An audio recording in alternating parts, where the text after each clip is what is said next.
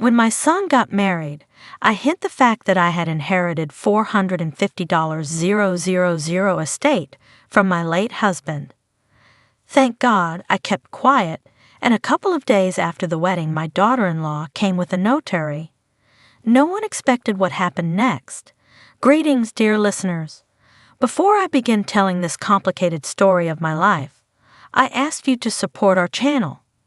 Subscribe, leave a like, and write in the comments which city you are listening from. This is very important for us. And now, enjoy listening. My name is Christine, I'm 68, and I've lived long enough to know that the most dangerous truths aren't the ones shouted in anger. They're the ones whispered only to yourself, sealed in silence so long they begin to pulse like a second heartbeat. When my son Evan got married, I carried such a truth. It sat inside me heavier than my own wedding ring, heavier than the grief that still clung to the edges of my days like a stubborn fog. 6 months earlier, I had buried my husband, Mark, a man whose absence still pressed into the house like a rearranged piece of furniture my eyes kept searching for. Losing him was a kind of tearing. Losing him and then discovering what he had left behind was something else entirely. Because just after the funeral casseroles cooled and the last condolence card yellowed on my mantel, I received the formal envelope that would alter everything I thought I understood about the future Mark and I had planned. Inside was confirmation of a $450,000 estate, the accumulation of Mark's decades of careful saving, his pension buyout, the investments I never paid much attention to because he always told me, with that gentle smile of his, "Chrissy, don't worry about the numbers, I'm taking care of tomorrow." This was the tomorrow he meant, and I suddenly found myself holding it alone. I felt the weight of that inheritance the instant I read the figure. It wasn't excitement. It wasn't relief. It was responsibility. A responsibility that wrapped itself tightly around me, so tight it felt almost like guilt. The kind of guilt that appears when life gives you something enormous at the exact moment it takes something even more enormous away. I didn't tell Evan. Not that day. Not the next. Not ever. Not because I was greedy. God knows I never cared much for wealth. Mark used to tease me that I could live happily in a cottage with one good chair and a shelf for my dog-eared books. He was right. Money doesn't tempt me. Peace does. Stability. Safety. The things that often vanish the second you mention a dollar amount with more than 2 zeros. But Evan, my son has always been a man pulled by tides he didn't notice until they dragged him. Even as a child, he was the one who followed the loudest friend, believed the most colorful promise, trusted the flashiest smile. At 10, he traded his new bicycle for a stack of stickers a neighbor kid claimed were super rare. At 17, he sank all his summer savings into a pyramid scheme disguised as a teen entrepreneur boot camp. And at 24, he nearly emptied his bank account on a cryptocurrency that vanished from the internet 2 months later. I love him. I love him in a way that shifts the bones inside me. But I also know him. And knowing him means knowing that financial desperation, or even the whiff of financial possibility, can make his judgment flicker like a faulty light bulb. So when Mark died and the estate settled, I held my tongue. I held it because I feared what he might do with that knowledge, what he might sacrifice, who he might listen to, which smiling stranger might slide into the role of advisor. And above all, I feared that in his eagerness to fix his life, he would unravel the careful future Mark had built for both of us. I told myself the silence was temporary. I'd reveal the truth once Evan and Lily, his sweet, soft-voiced fiancé, settled into the rhythm of married life. Stability first. Then honesty. That seemed reasonable, responsible, loving even. And besides, Lily seemed good for him. Calmer, steadier.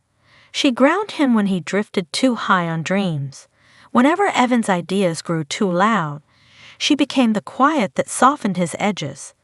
Sometimes I caught her watching him with a kind of protective exasperation. The sort a woman feels when she loves a man she also knows she may need to save from himself. I thought, naively perhaps, that marrying her would settle something inside him. Their wedding day was warm, golden, one of those afternoons that feel like they're wrapped in the last breath of summer. Evan looked older in his suit, older and yet impossibly young, the way grown children seem in moments of ceremony. When he hugged me after the vows, he whispered, "Mom, everything's going to be different now." I remember nodding, smiling, holding him longer than I meant to. I wanted to believe him. I wanted to believe that marriage would anchor him, that adulthood would finally find him, that maybe, just maybe, the truth I was hiding wouldn't matter at all. But secrets don't stay quiet forever. They settle. They thrum. They spread tiny cracks through the days. And mine waited. For 1 week. Because exactly 7 days after the wedding, when the flowers had wilted, when the champagne had flattened, when the last shred of celebration had faded into ordinary life, everything exploded. It was a quiet afternoon, the kind of calm that feels almost borrowed, fragile, temporary, too delicate for real life. My hands were steadying themselves with the familiar rhythm of knitting, the soft click of needles stitching more comfort into the living room than I could produce on my own. After everything that had happened in the last year, Mark's death, the funeral, Evan's whirlwind wedding, I had begun to savor silence like a fragile luxury. Outside, the neighborhood was still. The sun rested low enough to spill lazy stripes of light across my carpet. Even my old grandfather clock seemed to tick more gently, as though careful not to disturb me. These small pockets of peace become precious when you're 68, because you know how quickly they can be snatched away. And then the doorbell rang. It wasn't the friendly chime I loved. It sounded sharper this time, abrupt, cutting through the air in a tone that instantly told me something was off. I set my knitting on the coffee table, pushed myself up, and walked to the door, expecting, hoping, for a package delivery or a neighbor with a misdelivered letter.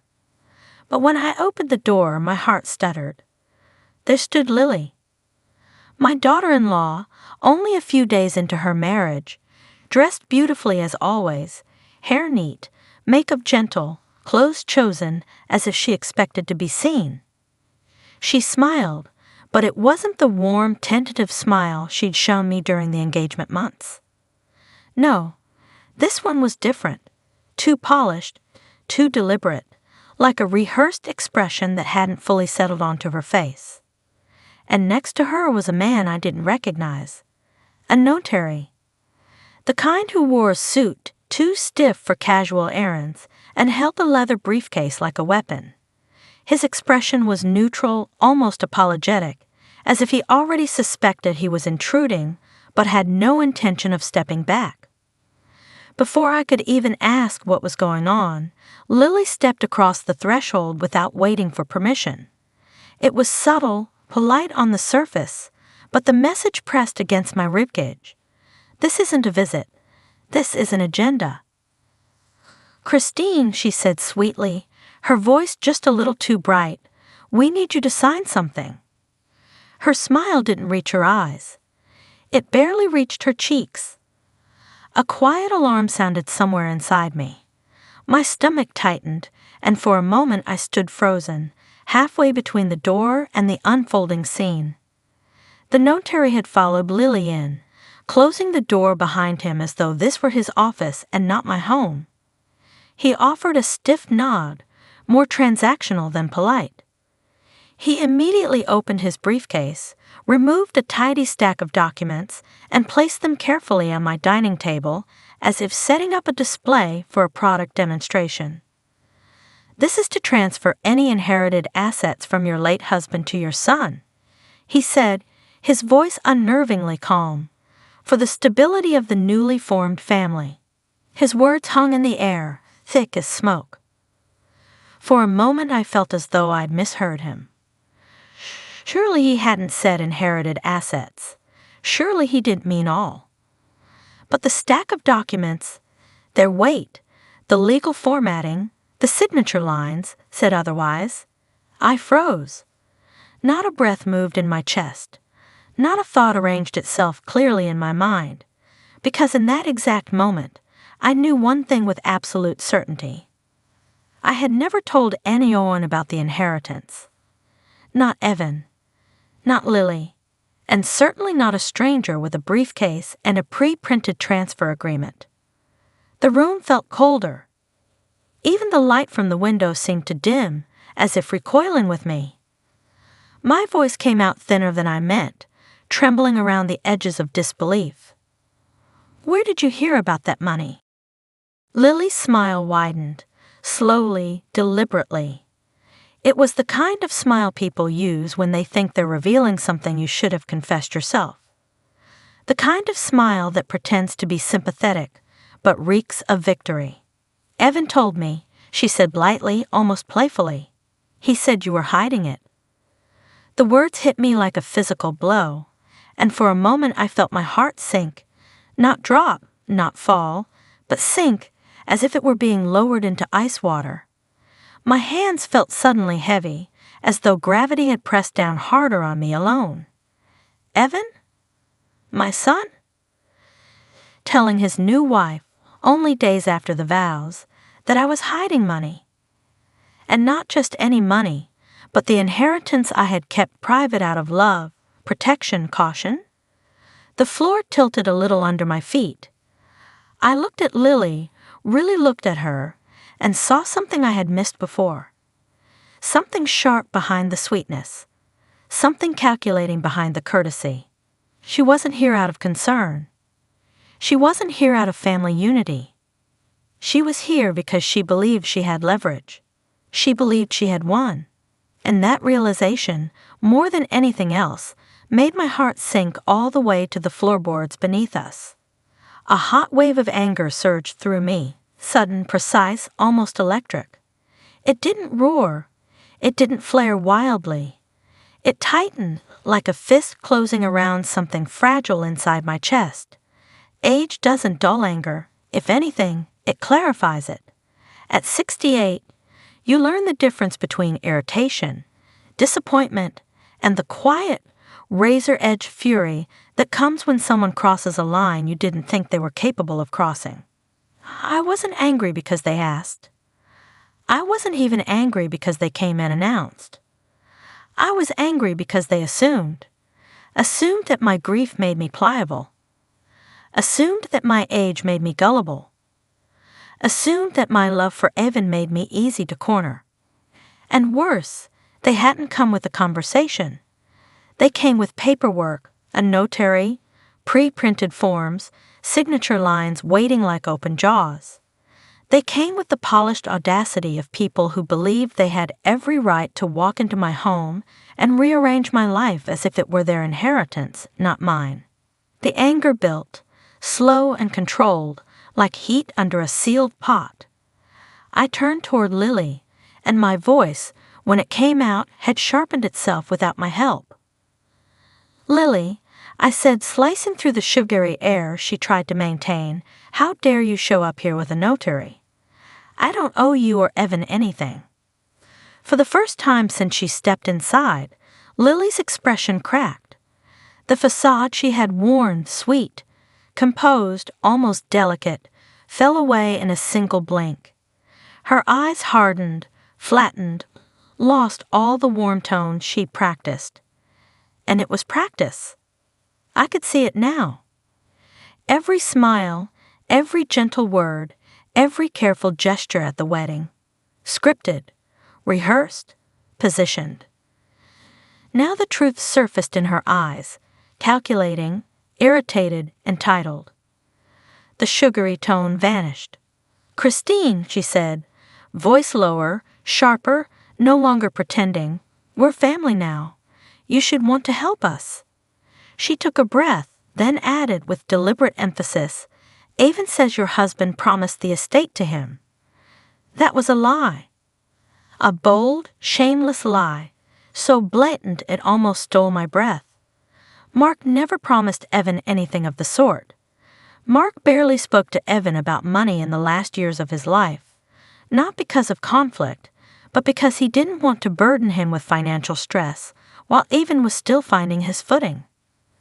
The fact that Lily felt comfortable saying such a thing, saying it in my home, to my face, told me everything I needed to know about where the real pressure was coming from.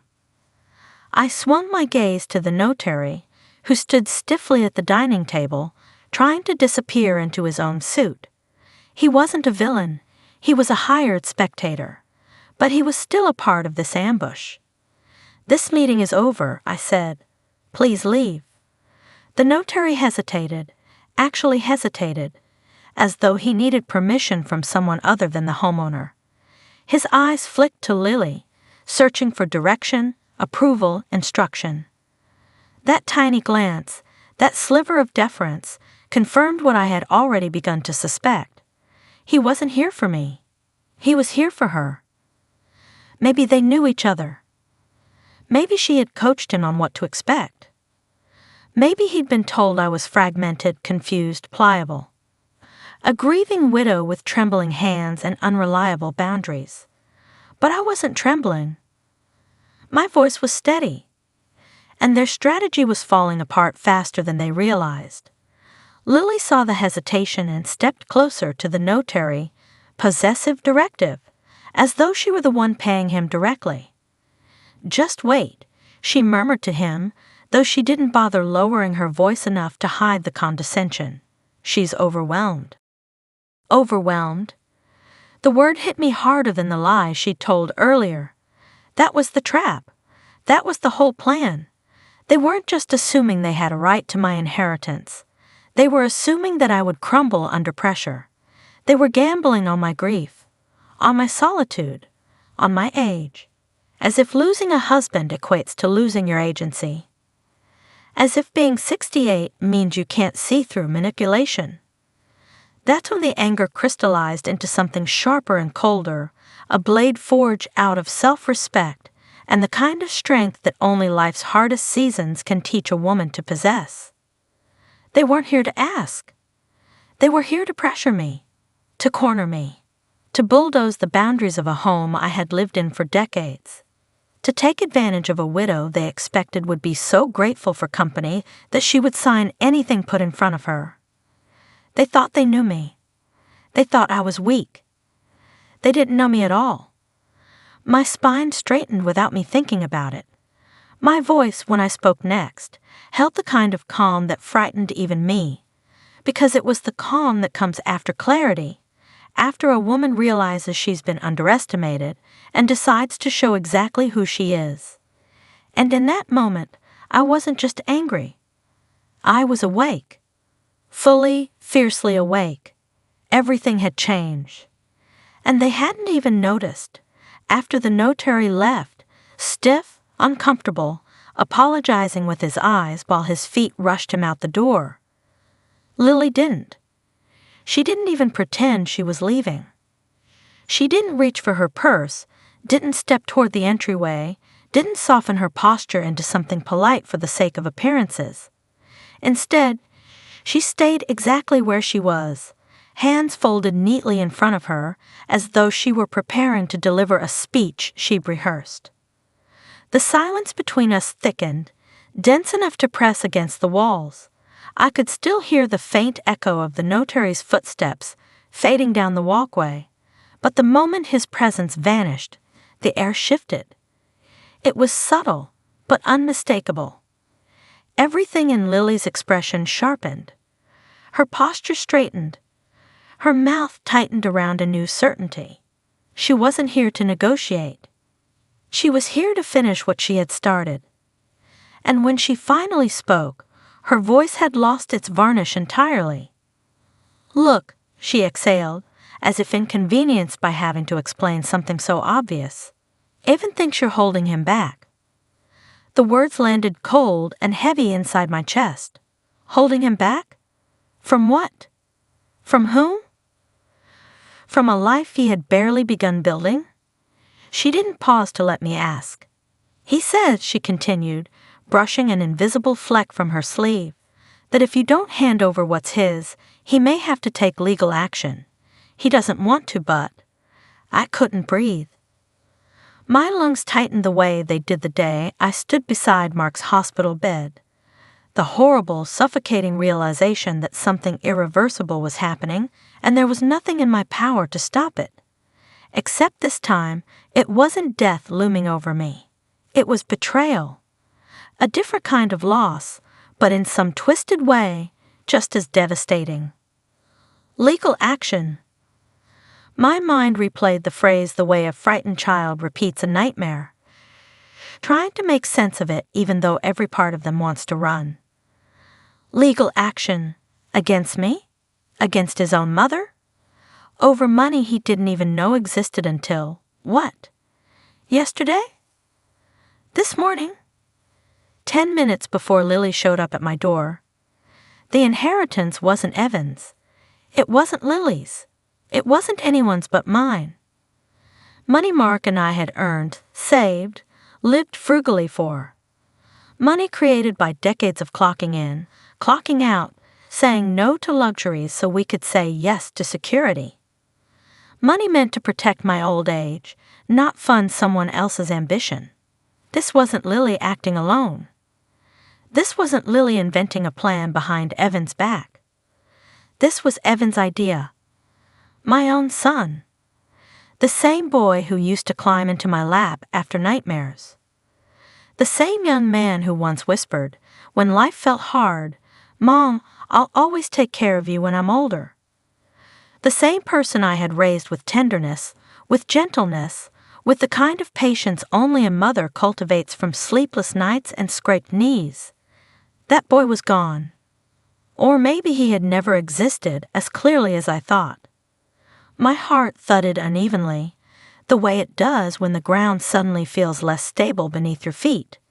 I stared at Lily, at the firmness of her stance, at the absolute confidence radiating from her, like she had already counted what she believed to be hers. And I realized, slowly, painfully, that I no longer recognized the family standing in front of me. "I can't believe this," I whispered more to myself than to her. My voice sounded foreign, scraped bare. Evan would never. Lily cut me off with a small, knowing tilt of her head. "He would," she said. No hesitation, no guilt, no flicker of doubt. He told me everything. He's tired of being left out of decisions. He thinks you've been controlling things that should belong to him. Controlling things. Belong to him. It was as though she were speaking a language I'd never heard, one where entitlement wore the mask of justice, where manipulation dressed itself as family loyalty. My hands began to tremble. Not from age, not from weakness, from fear.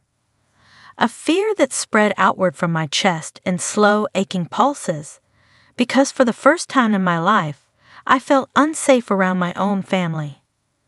Not the kind of unsafe that comes from physical danger, but the deeper, more disorienting kind, the kind where you suddenly understand that love is no longer a shield. The people you should trust most had turned into people you couldn't trust at all. I had raised Evan with patience, with gentleness, with 1,000 unspoken sacrifices. I had sheltered him from storms, soothed his heartbreaks, believed in him even when he struggled to believe in himself. And now here he was, using the woman he had just married as a messenger for threats. Whispering accusations and ultimatums into the ear of someone he trusted more than his own mother. Sending her to extract money he hadn't earned, hadn't asked for, hadn't even known about until convenience knocked with opportunity. I felt something inside me shift, a small fracture forming where trust had once lived. Fear filled the space it left behind. A quiet, chilling truth settled around me like a cold fog. This wasn't a misunderstanding. This wasn't grief talking. This wasn't a newlywed couple overwhelmed by finances. This was intentional. And that realization changed everything. But here's the thing about being 68. Your knees might protest when you climb the stairs. Your hands might ache when the weather shifts. Your breath might get a little shorter than it used to. But your instincts? Those sharpen with age. And your mind, if you've lived long enough, suffered enough, loved enough, becomes quicker than most people expect. Lily had underestimated me. Evan had underestimated me. They both thought age meant weakness. They couldn't have been more wrong. As she stood there, throwing around threats disguised as family obligations, something inside me clicked. Not a feeling, a calculation, a shift from fear to strategy. And when a woman like me starts thinking strategically, the people who pushed her there rarely see the end coming. So I reached for my purse, slowly, deliberately, letting her watch my every movement. Lily's eyes narrowed, not in suspicion, but in irritation, as if she thought I was about to pull out tissues or medication, or something equally old lady-ish that she could dismiss with a sigh. She didn't even blink when I unlocked my phone. Not until I pressed one small button. Play. The moment the first seconds of audio filled the air, the rustle of the notary's papers, Lily's sirupy voice, the legal threat disguised in politeness. Lily froze, and then her face drained of color so fast I wondered if she might faint. "You!" Her voice cracked, her composure slipping like paint in the rain. "You recorded me." She said it like the very idea was an abomination, like I was the one who had crossed the line. I didn't raise my voice. I didn't need to. "Yes," I answered simply, "and the notary too." The audio kept playing, filling the room with her own words, her manipulation, her veiled threats, her smug certainty. She heard it the way a thief hears an alarm, too late to undo what was already done. Her panic was immediate. "Christine, please." She stepped forward, hands trembling now. "Please delete that. You don't understand. Evan didn't mean anything. He was stressed. He was overwhelmed. She reached toward the phone like she might snatch it out of my hands. I stepped back.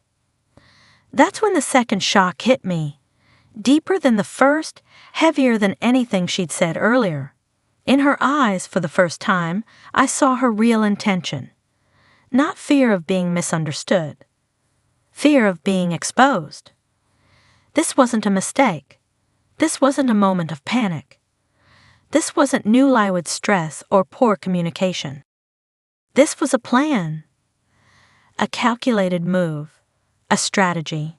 And it hadn't begun at my doorstep today. No. This had roots. This had preparation.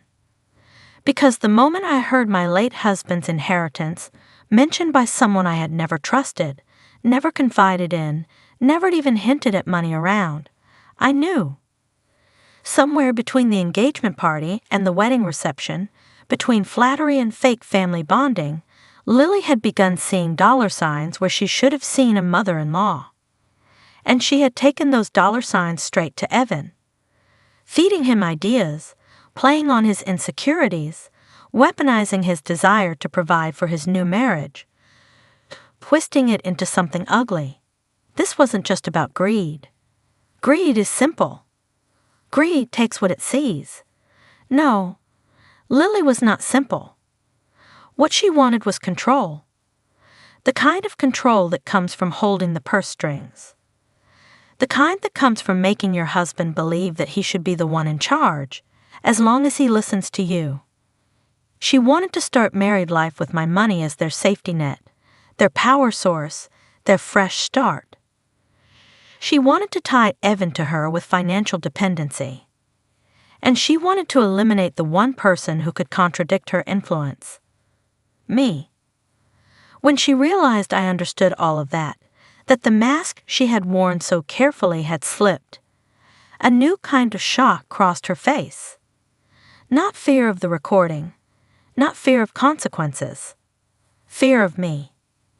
because the moment I calmly tucked my phone back into my purse, her expression changed again, this time into something raw, unmasked, vulnerable in its desperation. "Christine," she whispered, "please, just delete it. We can talk. We can work something out." I looked at her for a long moment. Really looked at her. At the young woman who thought she had walked into the home of a fragile widow she could intimidate. Who thought age meant gullibility. Who thought kindness meant weakness. And I understood something unmistakable. She truly never expected that I, quiet, grieving 68-year-old Christine, would fight back. She thought I'd fold. She thought I'd panic. She thought I'd hand over everything Mark and I had built just to keep the peace. But peace built on extortion isn't peace. And motherhood is not a leash. And grief does not make a fool. I stood straighter, calmer, more certain than I had felt in months. And the fear she had tried to place in me shifted, right back onto her shoulders, an hour later. Maybe a little less, maybe a little more. Time had lost its edges. I heard a car slam into my driveway with a force that rattled the windows. Heavy footsteps struck the porch, the kind that telegraphed not just urgency, but righteousness. A kind of blind, wounded momentum. Then Evan burst into my house without knocking. He looked frantic. Not furious. Not vengeful. Just frantic. His hair was uncombed, his shirt half-buttoned, his wedding ring glinting like a reminder of the pressure he now lived under. He didn't even shut the door behind him, just stood there panting, chest heaving from either the sprint or the panic or both. "Mom," he snapped, "how could you record her? You're blowing this out of proportion." His voice cracked at the end of the sentence, betraying the confidence he tried so desperately to project. I didn't speak right away. I didn't yell. I simply looked at him, truly looked, until the bravado he'd walked in with dissolved in the silence. When I finally spoke, my voice was calm. Too calm. "Evan," I said, "you sent your wife here with a notary to force me to sign over money that isn't yours. You threatened legal action." That was it. Just the truth, laid bare. And the moment I said it, his whole face collapsed.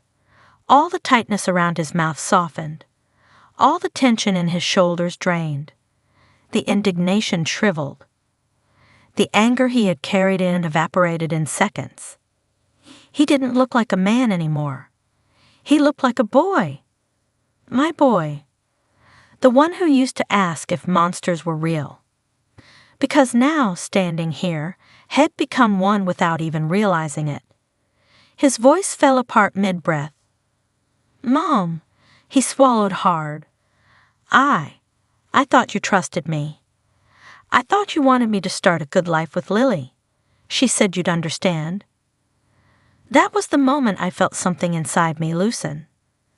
A knot I had been carrying for days, tightening with each lie, each manipulation, each accusation.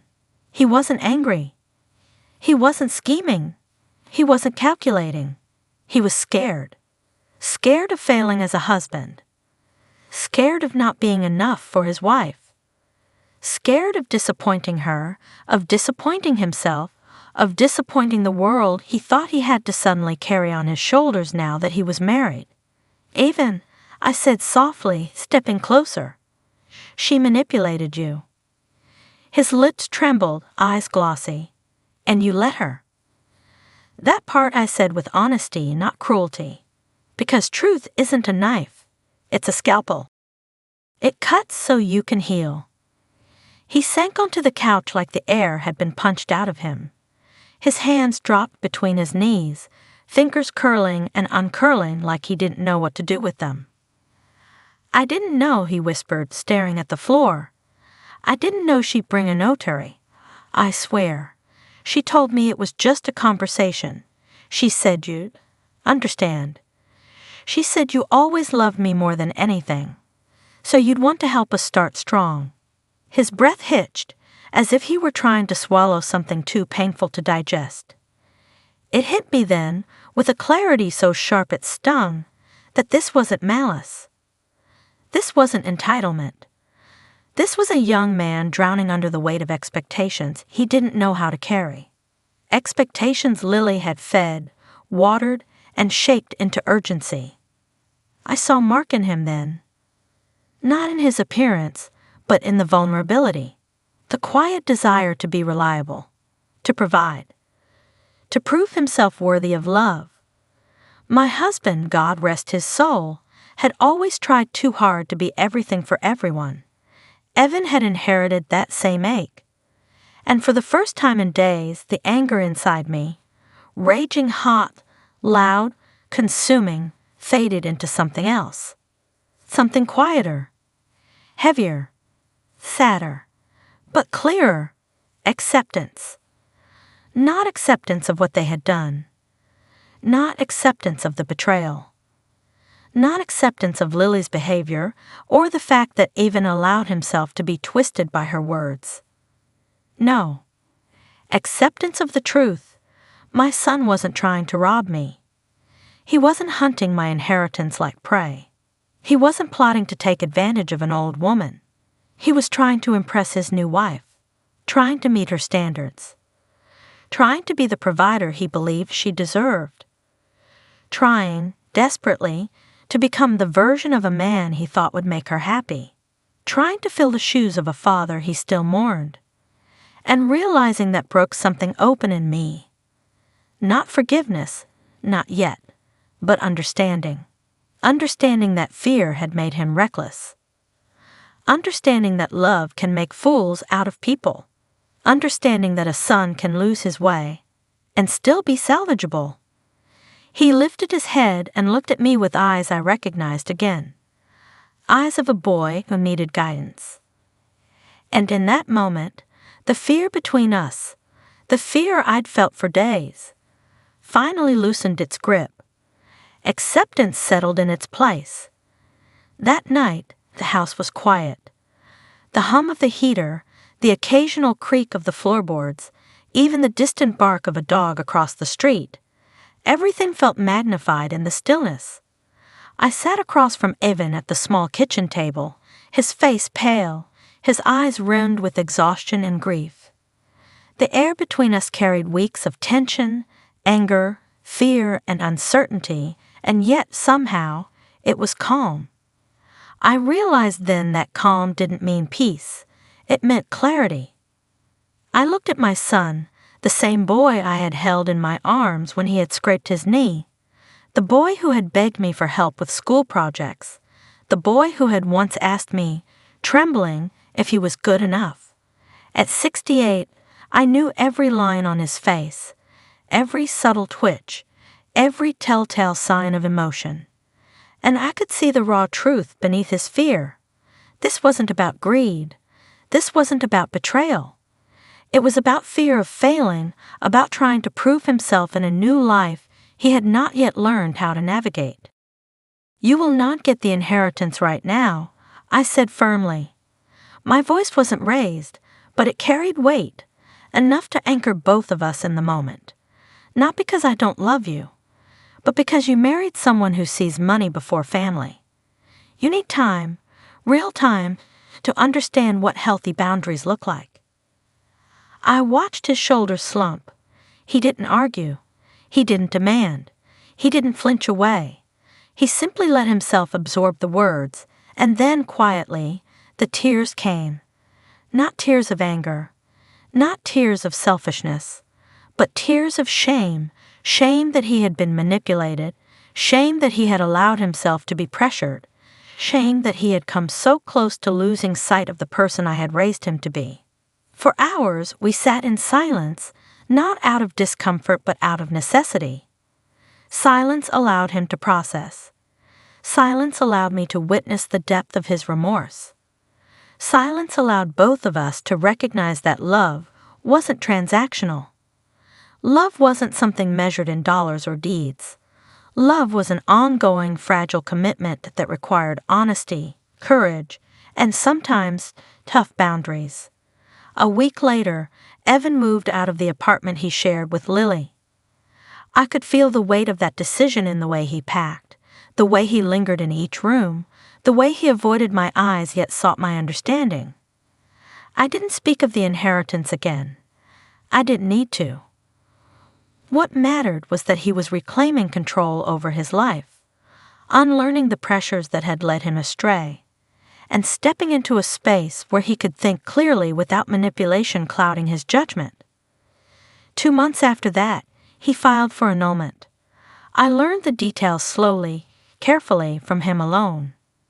Apparently, the notary incident had been just the opening move. Lily had lied about debts, pressured him for joint accounts, and forced him into financial commitments from day one. I didn't feel vindicated, though part of me acknowledged the quiet relief that my caution had prevented disaster. I felt only concern for my son, tempered by a growing hope that he was finally beginning to see the lessons hidden in the chaos. Today, our lives are healing, slowly, honestly. There is no grand declaration, no dramatic reconciliation, only the quiet rebuilding of trust and understanding. Evan apologizes when he sees me.